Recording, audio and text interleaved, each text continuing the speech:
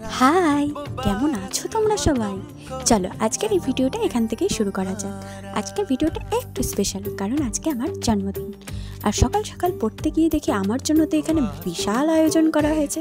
তাই সবাইকে জানাই আমার তরফ থেকে অনেক অনেক থ্যাংক ইউ, আমাকে এতটা স্পেশাল ফিল করানোর জন্য। আর এত সুন্দর সারপ্রাইজ পেলে কে না খুশি হয় বলো তো? আর গুণা করেও আমি এই সারপ্রাইজের কথা জানতে পারিনি, তাই আমি আরও বেশি অবাক হয়ে গেছিলাম, খুশিও হয়েছিলাম প্রচুর। তাই সবাইকে জানাই আমার তরফ থেকে অনেক অনেক থ্যাংক ইউ। এরপর সোজা চলে এসেছিলাম বাড়ি, আর বাড়ি এসেই একটু খাওয়া দাওয়া করে নিয়েছিলাম। এরপর সোজা স্নান করে নতুন জামা পরে আগে পুজোটা দিয়ে নিচ্ছিলাম।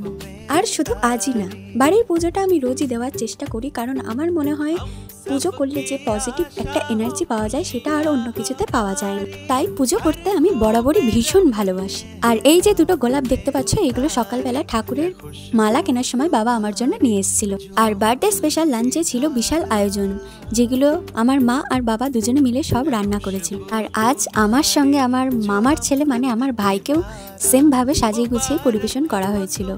আর আমার মতোই আমার ভাইকেও মা আর বাবা খাইয়ে দিয়েছিল।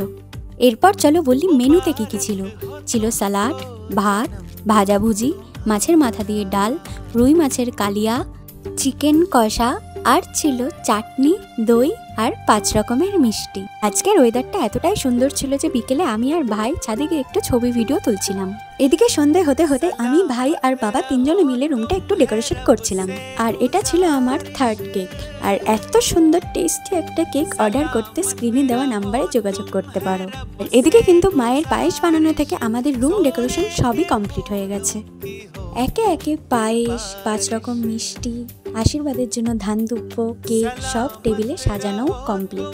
প্রথমেই কিন্তু মা আশীর্বাদ করে একটুখানি পায়েস খাইয়ে দিল।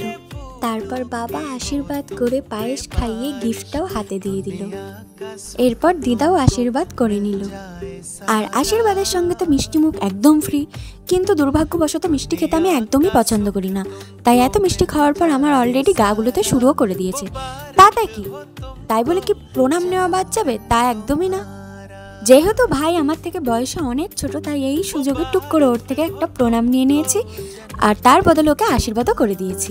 এরপর চলো জন্মদিনের মেন পার্ট মানে কেক কাটিংয়ের দিকে যাওয়া যাক। আরও একটা বছর পেরিয়ে গেল, আর আরও একটা বছর আমার বয়সের সঙ্গে অ্যাড হলো। এবার চলো দেখা যাক বাবা কি গিফট দিয়েছে। যদিও প্যাকিং করার সময়ই আমি দেখে ফেলেছিলাম, যার মধ্যে ছিল ক্যাশ 1000 টাকা। চলো আজকে আমার জন্মদিন এই পর্যন্তই। প্রতি বছরের মতো এই বছরের জন্মদিনটাও আমি খুব আনন্দে কাটিয়েছি। ছোট্ট একটা ভ্লগের মাধ্যমে আমার 18তম জন্মদিন না হয় স্মৃতি হয়েই থাকুক।